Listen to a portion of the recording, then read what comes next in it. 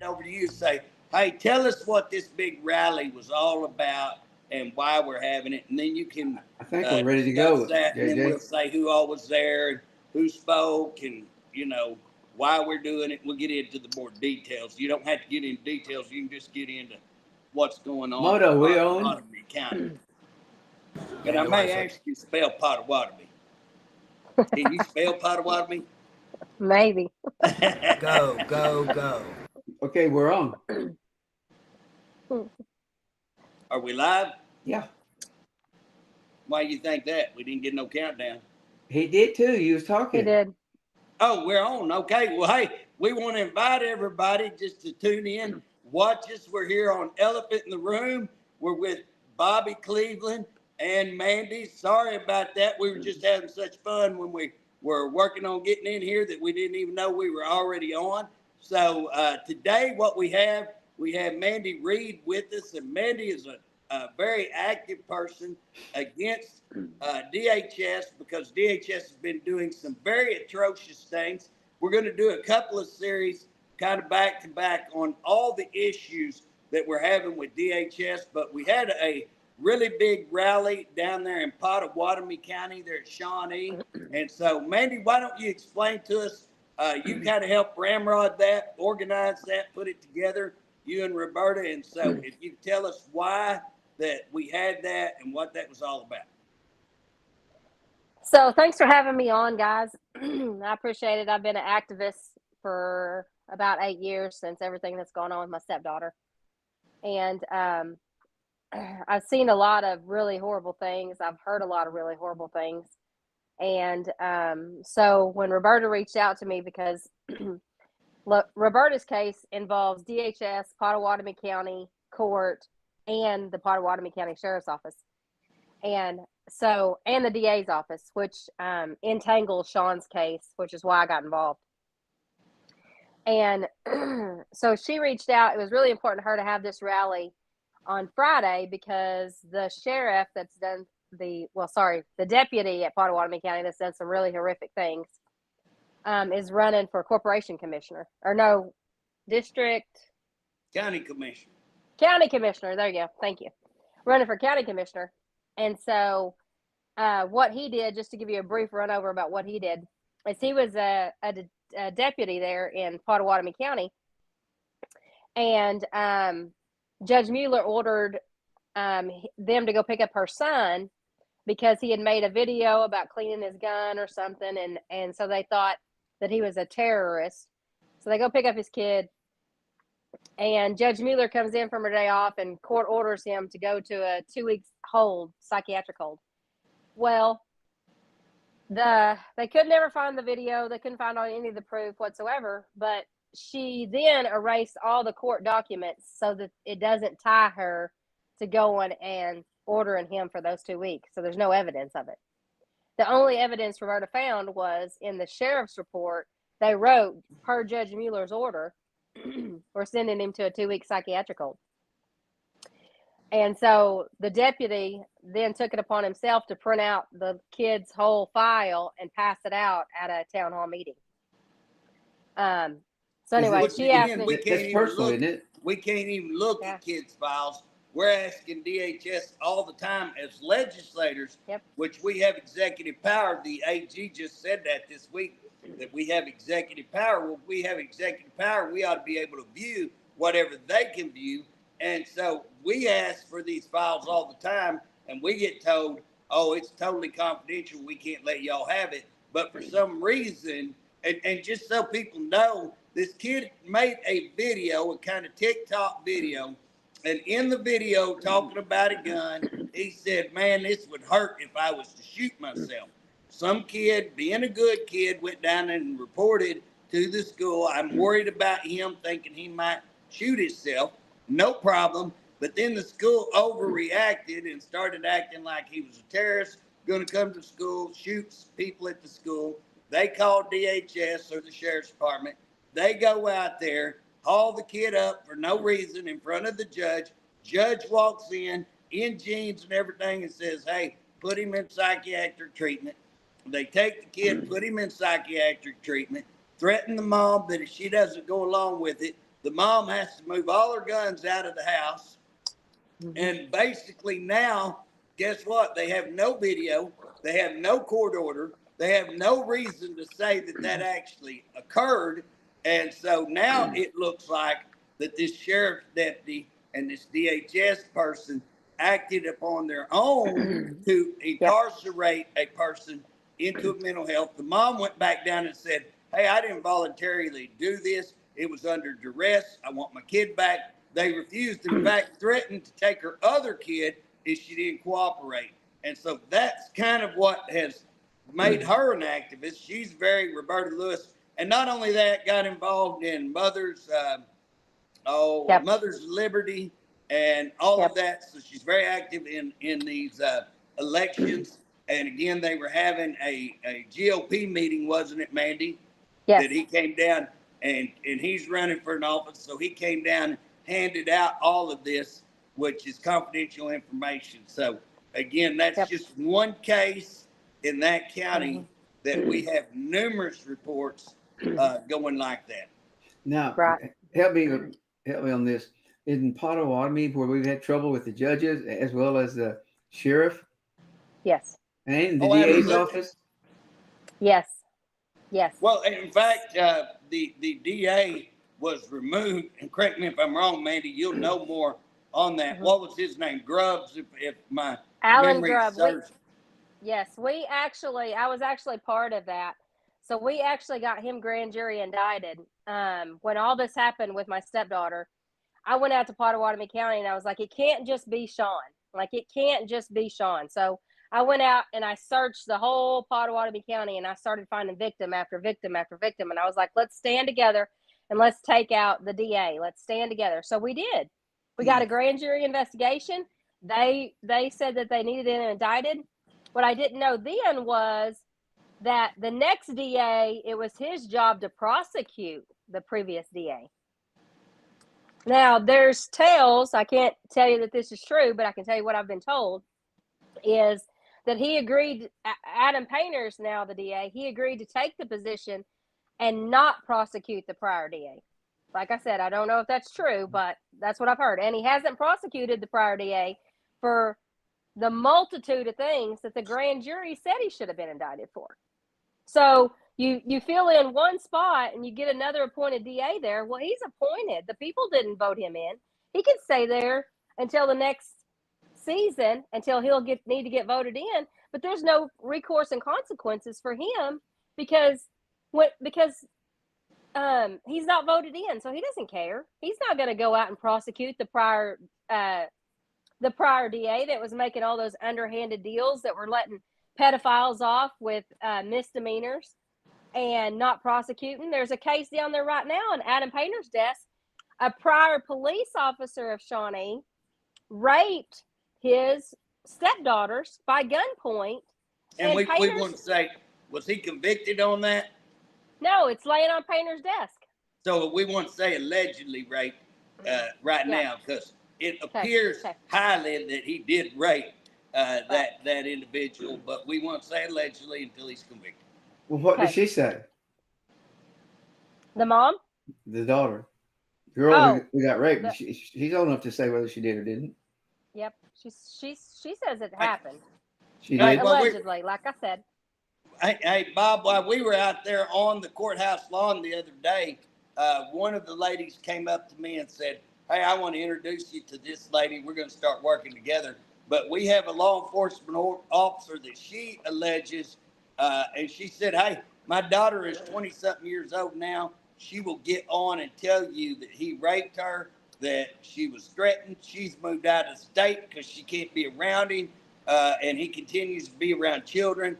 And we I told her, I said, look, rape does not have any, where it runs out, I'm trying to think of the word. Statute of limitation. Statute of limitations, thank you. But it doesn't have a statute. So we can go back and look at that. If we can get the evidence, she says she has massive evidence. We'll see. But that's the thing. When we're in Potawatomi County, man, I'm report after report. And here's the deal. When I was giving my speech, what I was saying is I've got a call from right now from Push County. I've got one over here in Cole County. I've got kind of peppered throughout the entire state. But if you want to look at Logan County, what is that? Payne County, Tulsa, Wagner, Potawatomi, Cleveland, and Oklahoma County. If you want to put those right there, those are where I get the majority, overwhelming majority. Potawatomi County, I would say. How did Cleveland County get involved in this? We just heard that Bobby Cleveland lived down there, so we throwed it in there. Hey, Bob, there's a deal called Abbott House down there. Yep. And I will tell you, I get so many complaints about the way Abbott House does their investigations, their interviews. They're supposed to be forensic. And, man, we've had case after case that I've gotten complaints on them, as well as just Cleveland County. We've had several people talk about the Cleveland County DHS and court, not so much the court system as the DHS there in Cleveland County. And this Abbott House is what we get a lot of complaints. So the court system, not as much. If you go over to Potawatomi County, the court system is horrific. We get complaints, whether it be child custody, whether it be child support cases, DHS cases. Man, you could set up shop there, and I'll guarantee you could get complaint after complaint daily, I think. Yep. Yeah. So Mary Abbott House entangles into Sean's case. The judge actually called when my stepdaughter first said that she was being touched and forced to shower with her stepdad, who's Native American. DHS ordered her to go to Mary Abbott House to have an interview done, a forensic interview. And Judge Mueller called them 3 times to tell them not to do the forensic interview. And that was ordered by DHS. But Judge Mueller was also a prior DHS employee. So, that these judges they wield a heavy sword. And so when you call and interrupt a forensic interview that is meant for a child to disclose sexual abuse, you have now stepped outside your arena, and you should not do that. You should not do that. You have denied that child justice. And then she ordered her to go to Bethesda, and Bethesda is counseling for sexual abuse that teaches all kids like boundaries, but then made her go face to face with stepdad and mom, which people don't understand when we're doing forensic interviews. You leave everybody out, and you have a professional who doesn't lead kids. You don't ask them straight out, did the stepdad molest you? You talk about what is, and a lot of times they'll have them on toys or whatever. What is appropriate? What isn't appropriate? We'll watch them. So you ask the questions without being leading. And they're trained to do that. Now, I'm a trained interviewer. In fact, Bob, you may not believe this, but I'm highly trained interviewer. No, I believe it. But I'm not trained in forensic interviews. So anytime that I've dealt with, and I've dealt with many, many cases where we need to interview a kid, and we always said, hey, hold on, we're going to get the right. And again, we can view from another room. It's not like we can't watch the interview. A lot of times they'll have it set where we can, Mary Abbott House, I think, is set up to do that, where you can watch the interview and you can see what's going on, but you're not interfering because you put a lot of adults in there, you intimidate that kid, they start asking questions, it ruins the interview.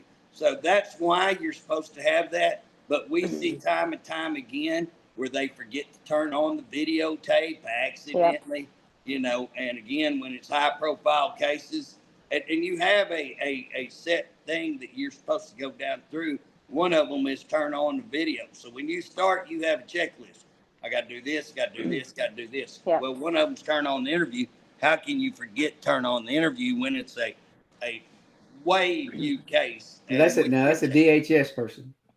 Well, that's a private group that DHS contracts to do forensic interviews and other type of interviews and things for sexual explicit cases. And so they get a lot of their funding from the United Way and different private entities, but they do contract with DHS.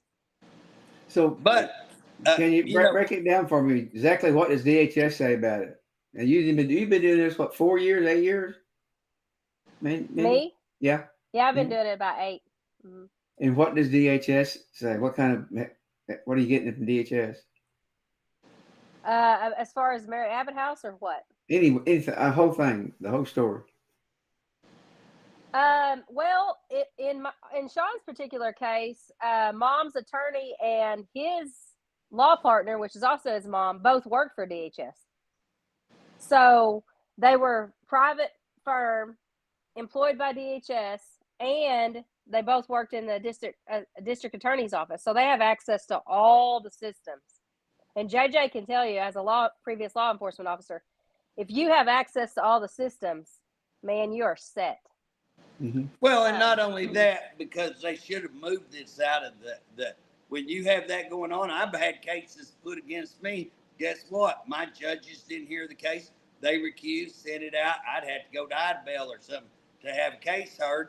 My dad, they tried to go after my dad, and we beat all that. But guess what? Me and him both, when they would file stuff on us, would have to go out of our area because of my relationship with the judges and DAs and all of that. This is a case where they should have recused and sent that out. And again, it's not only this case, but many cases where we see that a person that works in the DA's office, works in the DHS kind of part-time deal. That's a major conflict, big-time conflict. And then the daughter, I think, is the medical person that they use in the whole deal. And then the son may be the attorney handling the cases. We're just hypothetical here, but is that going on? That very scenario might not be as hypothetical as you think. It could actually be factual based. We're going to say hypothetical right now, but it may be more factual than hypothetical. And so again, when you have that kind of conflict going on in practically majority of your cases, that you've got the doctor doing it, you've got the DA working for this over here, can get access to the files, and again, you have the lawyer that represents the kids or the other side. It's a massive conflict. Who would allow such conflict? And I can tell you this, me and Mandy first met at an attorney's office. Oh, what was that? Probably 4 or 5 years ago, Mandy? Yeah. Time flies. Yep. Time flies with us. She also came down to Lane, Oklahoma, in the building I'm in right now, and we put out everything, and we met with, so we've had numerous meetings. We went to Tulsa the other day and went to a meeting with a bunch of lawyers to look into, and investigators to look into the stuff that we've been able to gather for the last several years over case after case after case. But one of the things that when me and her first met, I met a private investigator with her. We've actually had that private investigator on before. I don't know if you remember David Ballard.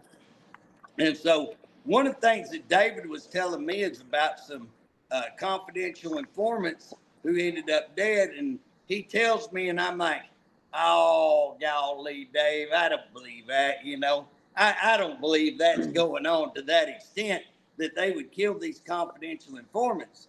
So he tells me about one in Push County where they buried these people in Push County. I said, Dave, that's in my backyard now, son. They can't get away with stuff in my backyard, me not know about it.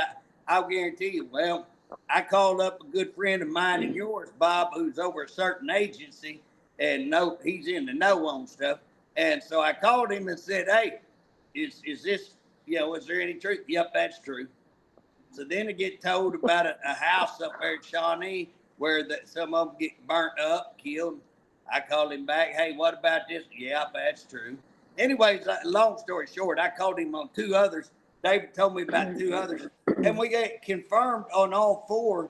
And that's when I started going, okay, maybe I need to listen a little closer to what these people say. They came in and they brought me all kinds of stuff to show how many cases get referred to DHS. And by law, they're supposed to have law enforcement review all these cases, but they have a way of weeding them all out. And guess what? Law enforcement ends up reviewing just a small portion of these cases. And so we've got case after case that's being brought to us. And I can tell you after that rally the other day, guess what happened to my email? Load it up. It started ba-bing, ba-bing, ba-bing, ba-bing. I mean, it's going off like crazy. Is this new? There's new information coming in? Oh, we've got I'm new sure cases. the new cases. Yep. Now, did Shropshire, was she involved in any of this at any time? Did y'all meet with her? We attempted to meet with her, but she won't meet with you and talk about cases.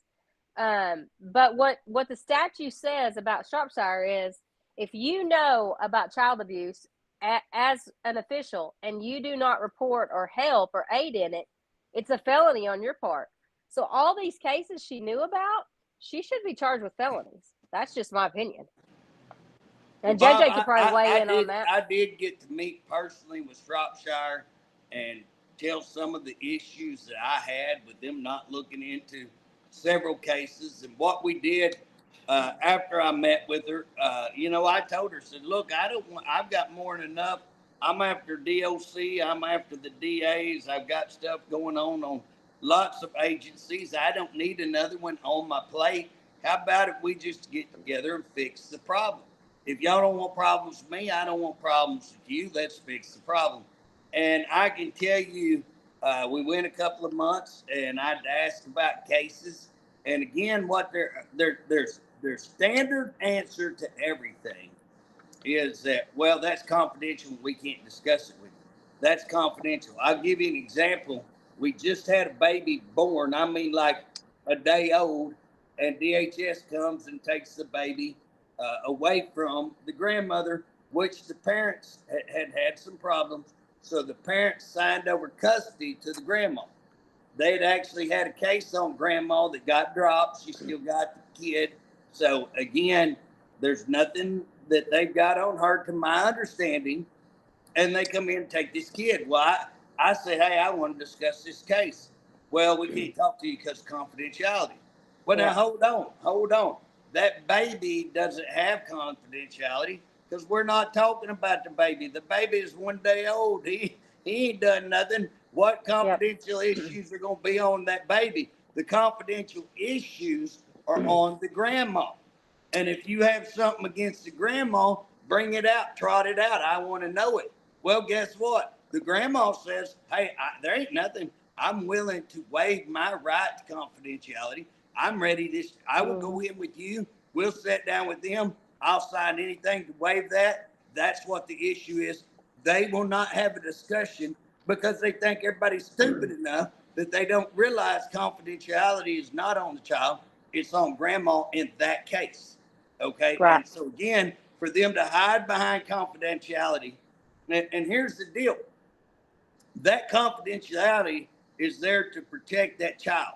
And guys, we know that there are some bad parents. In fact, what we're arguing about is they're putting, as the case in Mandy, if you want to see Mandy's case, go look at that. There's overwhelming evidence that they're putting that child in harm, and they know without a shadow of a doubt they're putting that child in harm, and they continue to do that because they're upset that they had the audacity to call them out. And now it's a grudge match is all this is about Mandy. The court's mad at her, DHS mad at them, and guess what? They're going to willfully put that child in harm, and then they're going to hide behind confidentiality and say, nobody can look at this but us. Take our word. We're great people, and you can trust us. Well, I'm going to tell you something. If you have one case, okay. But when you have hundreds of cases come forward, Scooby-Doo might call that a clue.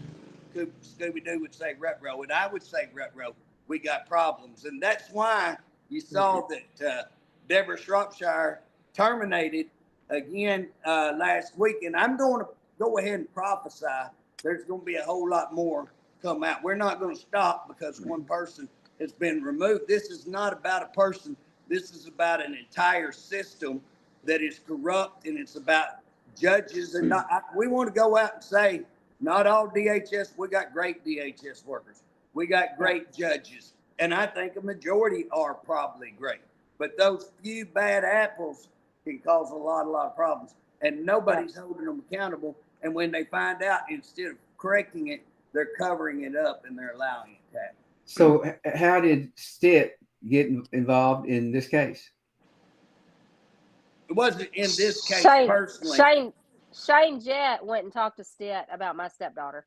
Okay. Oh, I didn't know that he had talked to. He did. When Shane Jett interviewed my stepdaughter for an hour and a half, and she disclosed all the horrific things that her mother and stepfather had done to her, Shane Jett went immediately to talk to Kevin Stitt, Governor Stitt, to tell him all the things that were going on and all the horrific things that this child has been put through, to say, hey, we've had dirty involvement with DHS. We had dirty involvement with the judge. We've had dirty involvement with the opposing counsel.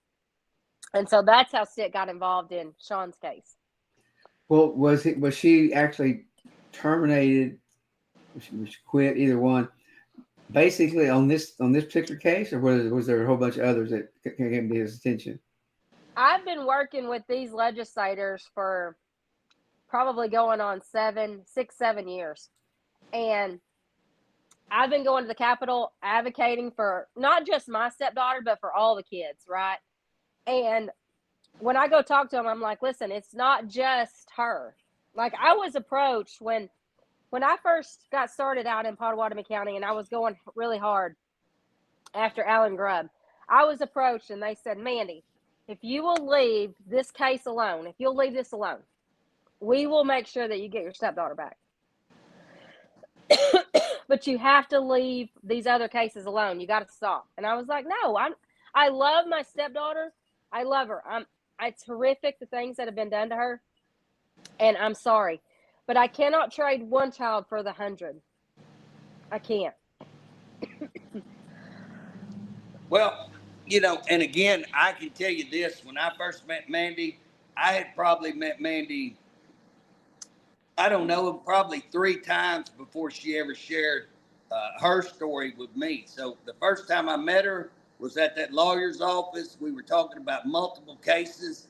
I think the second time I met her, they came down to my office. We again had 7 or 8 people there, multiple cases. I think at that time I did find out about her case. And then since then, we've actually visited. I've actually tried to get some federal law enforcement or OSBI involved in her case and get it reopened and get it looked into. I think that is happening as we speak, because we were able to get some hardcore evidence that seemed to, that will verify the things that we're saying on her side. And so that's the problem, is when you go and get all of these. Bob, we had was this about a year ago, Mandy? I think we finally, me and Jett, so Senator Jett and Senator Dana Pareto got together, and we're going to have a interim study on DHS. And so we announced that, and they come to us and said, you're not going to be able to use the building. We're not going to let you use that room. And so I laughed. So I went across the street and got us another room. And then they come back and said, okay, y'all can use the room, but you can't use our equipment and staff. Who's saying we this? Weren't able to air it like anybody else could, like any other interim study that they had already approved. They come back and said you can't use the room. Then they come back and said you can. And we actually had 2 studies we were going to do. And so we did the first one. And we're getting called while we're in there. What are y'all doing? This is not true. And we got case after case after case that is coming forward with documented. We picked 3 cases apiece, and we got them ready. And I mean, we were like, boom, you got it. In fact, I met with my guys, and we practiced going over that to get it done in a 3-minute time period or something like that. Every answer, because they had so much time, and how to document it and how to do all this. I mean, I had them going boom, boom, boom, every one I had. And guess what? We loaded it up with documented evidence of what's going on. And we could not even get DHS. They had agreed to come. They refused to come. and again, we were threatened to be kicked out. And then we had the other one. And what's funny, the Senate was going to have that too, Dana and them. But I went and got a room just in case we couldn't use that room. I went and got a room and didn't tell them what I was going to use it for. And when they found out that we were going to have the Woolies on there and speak on the Woolies, they said, you can't use the Senate side. We come to use the House side. And I don't know if I'd have told the House what was actually going on, but I slipped one past them, just said I needed a room. And they said, for what? And I said, I'm having a meeting, public meeting on some things. You know, I don't think I just may have said DHS or something, but I didn't tell them the details. But man, I'm going to tell you what, you can't even publicly discuss certain cases. If you bring up certain cases, how dare you, and we will shut you down and go after you. And so why would, you know, here's the deal, either the Woolley case is true or not, but why would anybody fear having an open discussion and looking at what evidence do you have? Had y'all ever had a rally up there at the Capitol? Oh, we've had several. Okay. Yes. Yeah. Well, yesterday, we had the rally yesterday at the courthouse there in Potawatomi County. By the way, I will tell you, I've had to spell Potawatomi here lately. That's a pretty hard word to spell. Can I get a witness? But anyways, we had that there in Shawnee. And again, we had several speakers get up. Of course, Roberta spoke, Mandy spoke, Mandy's husband spoke, I spoke, Dana spoke, Shane spoke. Was there anybody else that spoke, Mandy? I can't. Yes, Bethany, her son has been sexually perpetrated on by her ex-husband. And it was told in court to Judge Mueller by the counselor, everything the little boy said. And the second counselor said, which is who Judge Mueller put over it, the second counselor said, well, if I believe everything the little boy says, I would believe that his dad was sexually perpetrating on him too, but I don't believe him. Okay, 2% of children lie. That's an ABSAC statistic. So why we're not believing the children blows my mind. So she spoke too. She actually got a judicial complaint investigated against Judge Mueller. Now, we were told that Judge Mueller, in the first 2 years of her office, had over 33 judicial complaints. Which is a joke. The judicial complaints are a joke. I mean, we need to kick them the hell out of business, them and the bar, because they're all a joke. They don't do absolutely nothing. They're worthless as tits on a borehole. Yep. That's pretty they worthless, are. Bob. That's pretty worthless, I will tell you. Well, why would she, what'd she get fired for specifically? You know? Dr. Shropshire? Yeah. I would say, well, you know, there's not been verification that she was actually fired. It's been said that she's resigned. Well, she resigned. She was actually asked to resign. Yeah. Yeah. I would hope that between JJ's help and Shane Jett's help and Dana Prieto's and all the other legislators and all the families that I know have you know, we have a group text. There's a bunch of us. I would hope that, you know, in all honesty, we came at Deb Shropshire from every angle. The legislators came at her. The families came at her.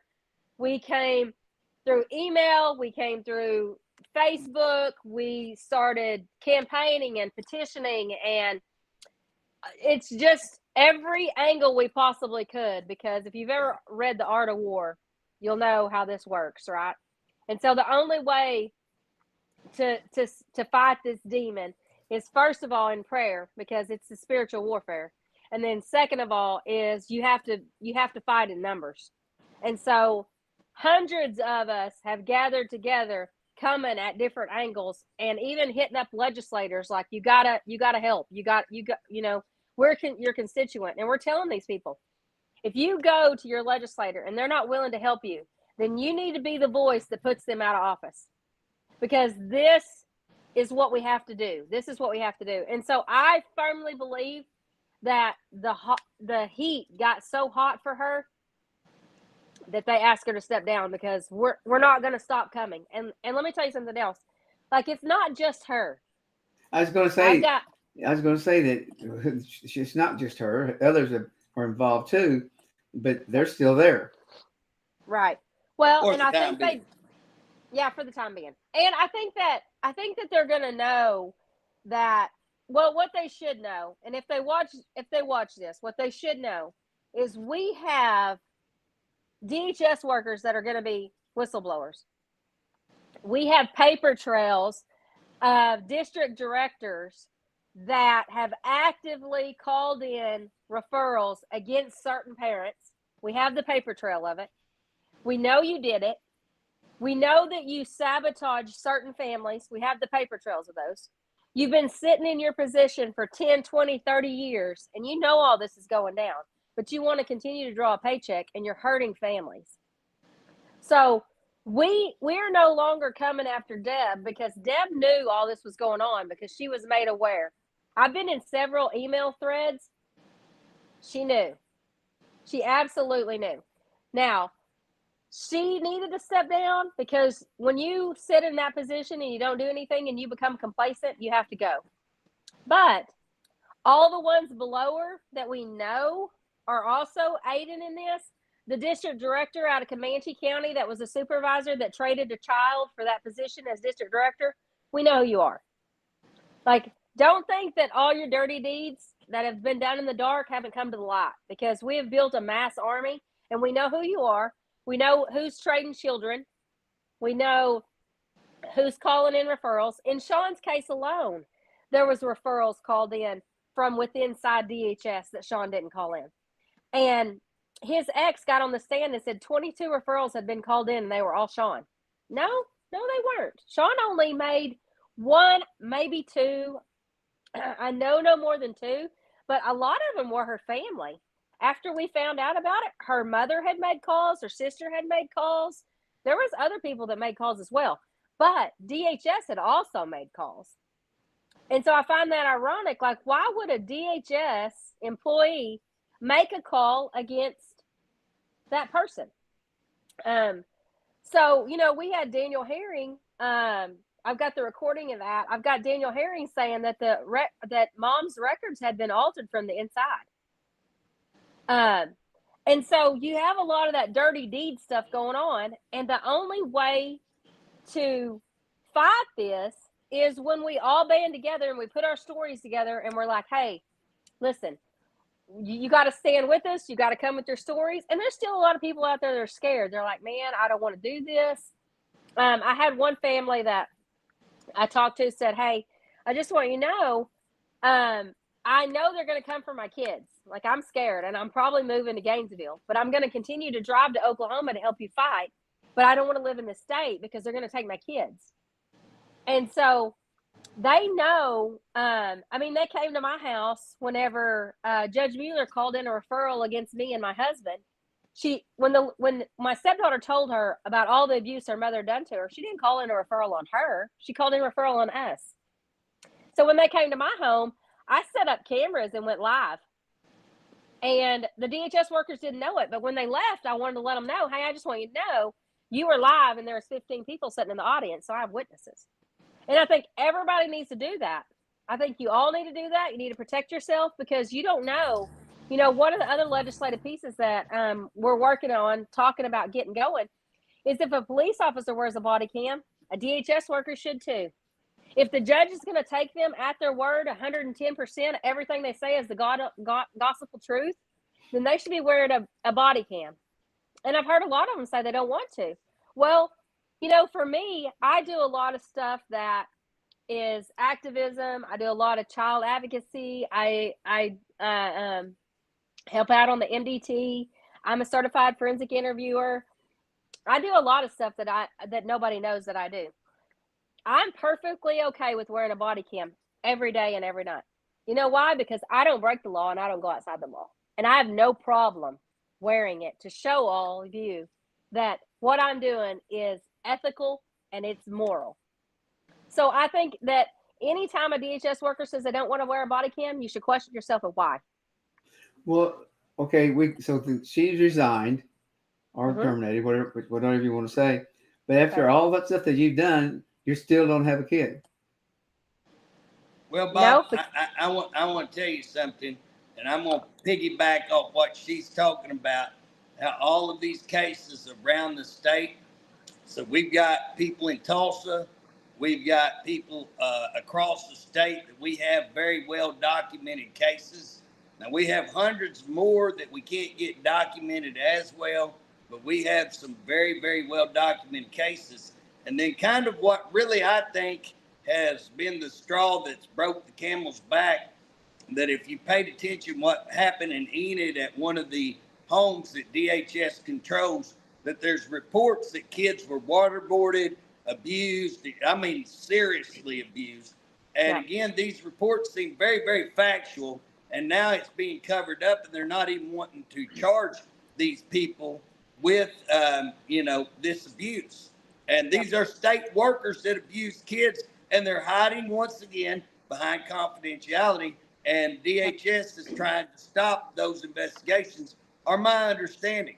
If you went up to Tulsa, and this is what I'm understanding, is that before they went up and busted this detention center in Tulsa, they had people come to them, and I know, because I know the people who went to them, and they went and told them, hey, this is going on, needs to stop. Now, they had pre-knowledge of all this. They already knew it was going on. And again, the agency that's OICC, that's over them, that's supposed to be kind of like the judicial complaints or the bar. This is an agency that's supposed to be oversight, accountability. Hey, they're just as involved and just as guilty in the cover-ups.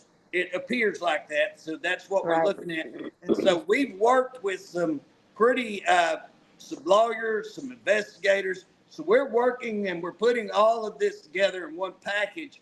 And in fact, we're going to follow up next week on a second series of this, talking to a guy named Daryl Doherty, who has a case in Payne County where, man, you want to talk about massive evidence of again, not just, we're talking DA, we're talking the police, we're talking DHS, the court system, and this guy may be, he may be the most documenting individual I've ever seen. He documents more than I do, Bob. It's insane.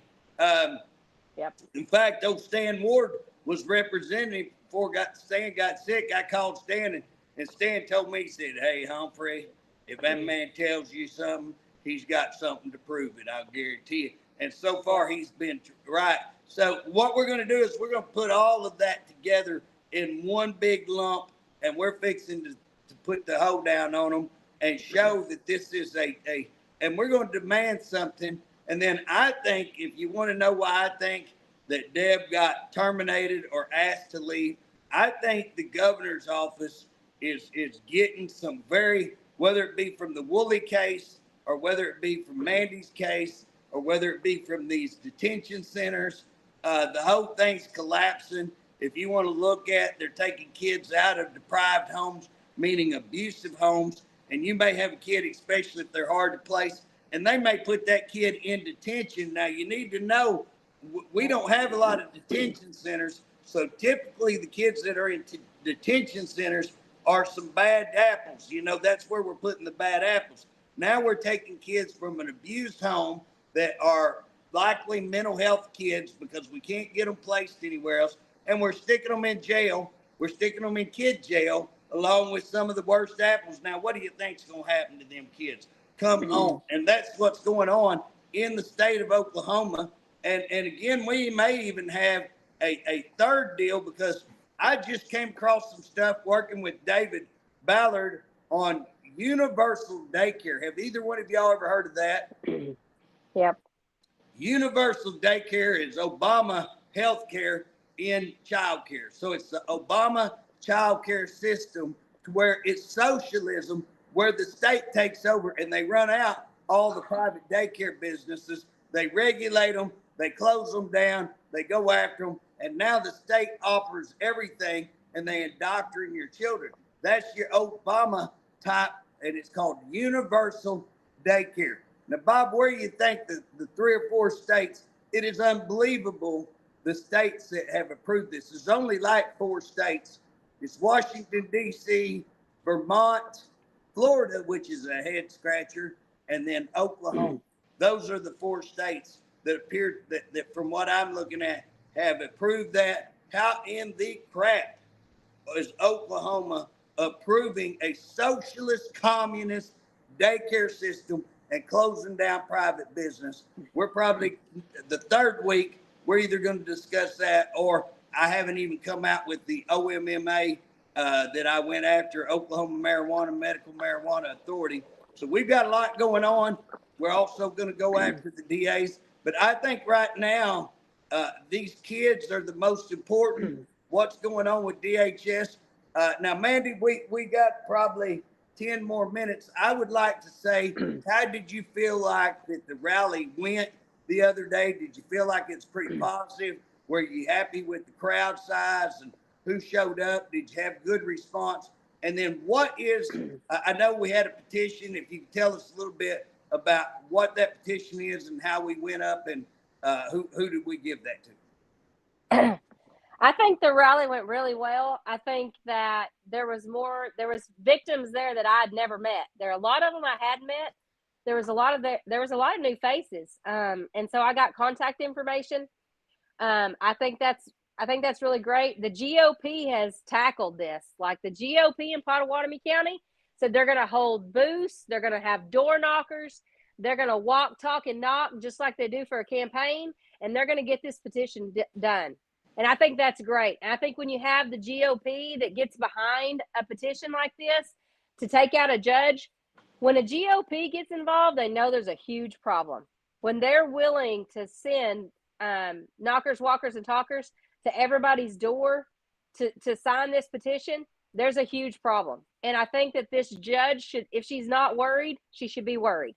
Because like I said, I do a Facebook Live every Saturday morning and Sunday morning at 8 o'clock. I call it the Weekend Roast. And I talk about all kinds of stuff. And this morning on the Weekend Roast, I talked about all the affidavits we have against the judge, all the things that I know, all the victims that are coming forward, the GOP, like I think that this is going to take, I have no doubt that the people out there have had enough. They've had enough of the corruption in the whole county. They've had enough of the corruption with the attorneys and the opposing counsel, all the things. Like they've had enough. And so when the GOP wants to get involved and they want to go forward with this, I think that's great.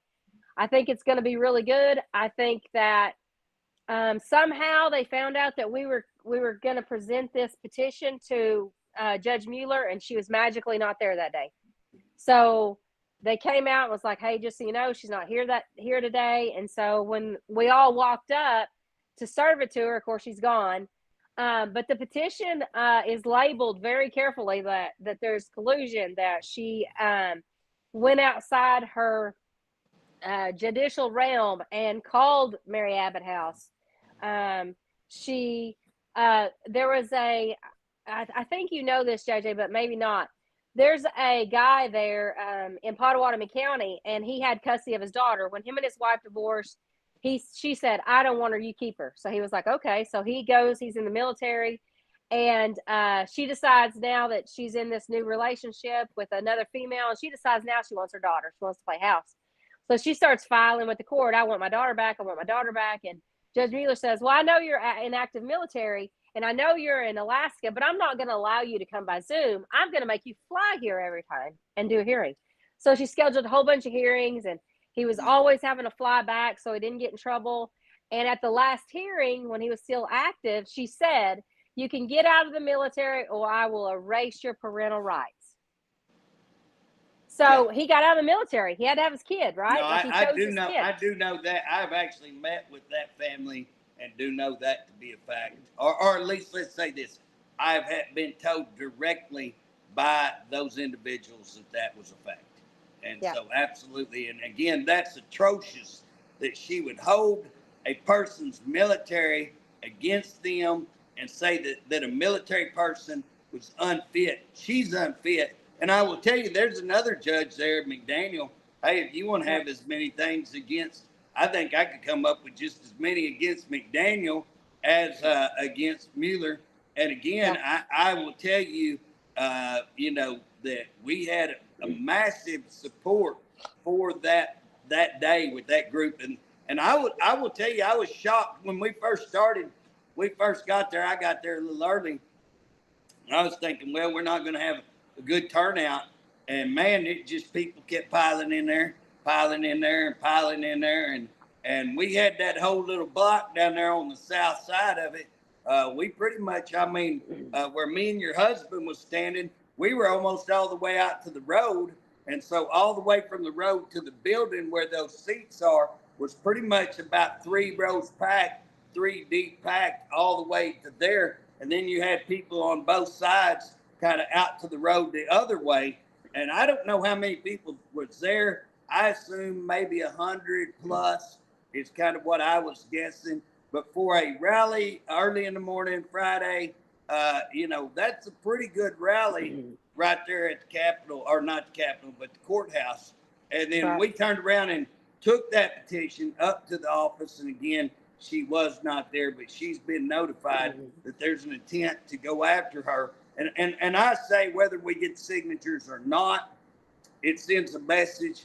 If we do get signatures, and man, I would have liked to add in McDaniel, but I will tell you this. I think that if you take down, then that message is going to be heard pretty, not just there, but statewide of, hey, it's time to clean this mess up. And I think that's what, I really think that's what, you know, that Governor Stitt's probably getting. That's probably why Shropshire had to resign, is because whether it be the Woolley case or whether it be the detention case, whether it be the Enid mental health case, whether it be your case that's getting reinvestigated, or whether it be a whole bunch of these other cases, I will tell you, I know he's got to be aware of Daryl Doherty's. I'm thinking that that's really, and then I don't know if he's aware yet that we've kind of teamed up with a group of lawyers and a group of investigators to try to put this entire thing in a package where, hey, not just us, it's not just us saying it, where we now have legal people that are agreeing with us, that have verified our information, are laying it out in a way that it can be taken to court. And I would just tell them, your concerns ought not to be us. What your concerns ought to be if that gets turned over, because this group's good friends with some really, really good lawyers. And I would say that's what you ought to fear. And if I was the government, I would start working on dismantling or going through and bringing an outside investigation group in to look at all of these accusations, to look at all the problems and straighten out the mess in the Department of Human Services. Now, that's what I would recommend.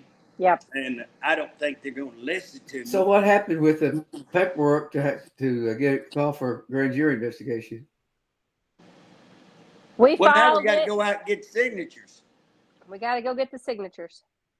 How many signatures it take? So based on what the statute says, you know, it's a percentage, and it says 3,200. But we just saw in was it Dale City that they did a grand jury, and they threw out just enough to make sure they didn't get their grand jury. Right. Yeah, you're going to have to make sure that you go. You're going to have to make sure it's citizens of the county, and you're probably going to need to get 4,000 or 4,500 or something like that, just to be on the safe side that they can't argue, you know. And so again, I think you can. I know people are scared. I laughed. I went down there and did a Zoom meeting right after that. Me and you were doing our Friday afternoon Zoom, Bob. So I run down the Catholic church drive, you know, pavement there, and got in their drive and did that. And Love's was right up the street, and I went to Love's and I was throwing my stuff away. And this guy, I got out to throw that in the trash can, and this guy, hey, I've seen you on TV. And I said, yeah, I'm in trouble all the time. Throw my stuff away. And he goes, you a legislator? And he started, let me tell you some stuff going on here. And I was like, dude, I got to go. Hour later, I'm still going to the door. Dude, I got to go. He's like, everybody's scared to say something down here. It's terrible. Everybody's scared, you know. And so one of the things, that guy was quite funny, but I do agree with him that people in that community are afraid of being targeted. And I've talked to so many that, man, they're afraid of police. They're afraid of the sheriffs. They're afraid of the court system. And they are really, really scared. And so I hope people sometimes you just have to overcome your fear and do what's right. And if you're going to get your community back, do what's right. Well, Bob, you got anything? It doesn't even seem like we've been on here just a second, but we are at 4:00, so we're going to have to wrap her up. So, Bob, you got anything you want to wrap up with? Real quick. Now, the Woolley case, I know you told me all about that. Did that get to the governor? Well, that case has got to the governor several times. But again, what's been done, they've been found, they've never been found guilty, and yet they've had their child taken away from them without a proper hearing. You can't do that in the United States. They got a lot of people think they're guilty. You can't just think somebody's guilty. So we're moving it forward with that. I think we've got some very momentum going on that case. I think we got momentum going on a lot of these cases. And I think when we put them all together and we throw them down all together, I think we're going to even have more momentum. We've come up with the plan on how to maybe institute an investigation. We'll see if that's right. Is it the governor's father? He's with you on the Woolley case, or is it another case? No, he's with the Woolley case. So yeah, he's on board with the Woolleys and has talked to Kevin, I think, and has asked me to possibly go in. I've talked to Kevin on several of these cases and told him when I get something, I'll go forward with him, and I plan to do that in a week or two before we go public out and ask what we're going to ask. So, Mandy, you got anything you want to wrap up on? No, I've enjoyed learning because you've been talking about it, and right. But Potawatomi County, I hear nothing but negative about that for the last 20 years. Has been. Yeah. How about you, Mandy? The only thing that I'll tell you guys is if you guys got issues out in Potawatomi County, get in touch with me, get in touch with JJ, get in touch with Shane Jett. Keep building the army. That doesn't just go to Potawatomi County. Stand together. We got to keep going at this corruption. Like I personally have no reason to be here because it's not personally my child. I love my stepdaughter. I hate that she's been abused and she's been abused over and over and over and over. I hate that nobody's looking at it. I hate that all the things. But once I got into this, there's so many other kids. I could spend another hour with you guys telling you about all the other cases, Real brief, I'll tell you a case that I know about. Parents perpetrated on both children. They were removed from the home at 7 and 9. DHS placed them in another home. And at 9 and 11, 2 years later, they're still perpetrating on each other. DHS says there's no place to move them. We don't have any more homes. We can't get them any services, and we don't want to split them up because they're siblings. And I said, well, personally, as soon as the brother gets the sister pregnant, and then we got a problem. Then the boy's going to go to jail, and you knew about it their whole life. DHS knew their whole life, and you didn't want to split them up. I've got a case almost identical right now. Yeah. And they'll prosecute brother as soon as he gets sister pregnant. And they can't heal because DHS won't separate them and do what's right. Sure. So stand together. Don't back down. Go in groups. Obviously, if DHS comes to your house, you need to get a video camera. You need to go live. You need to protect yourself. There's a lot of stuff going around. My stepdaughter finally gets to talk to the judge tomorrow. So we're thankful for that. If you're a praying person, please pray that she has the courage to stand up and speak, that she has the voice. But is that just going to be just with her and the judge? Yes. Just them two. Mm-hmm. Right. And who's taking also, her? Who's taking her? The abuser. Who's taking her, Mandy? Who's taking her, Mandy? Her mom. Her mom's taking her. Does her mom know that she's going to be talking about her? Yep. That's tough. That's tough on a kid. And y'all understand where we're coming from. That should not be happening like that, but it is across the state. Hey, guys, we're going to have another round next week. Daryl Doherty, pretty much on the same thing, but it's more about how we're packaging this and what we're going forward with because Mandy, me, and a bunch of others have said enough's enough. And we're going after all of this, not one individual. We're not hating on any one individual. This is a system issue. It's systemic. It's all through the system. And we're going to try to bring down the system to rebuild the system. We need child welfare, but we need a child welfare that protects the children, doesn't put children into harm's way. and that is there to reunite families that need to be reunited. But then when they need to be taken away, that they can. And we need a system that works for us, for the children, for the parents in all Oklahoma. So stay tuned. We're going to be fighting that. And we look forward to you joining us and getting involved. Y'all have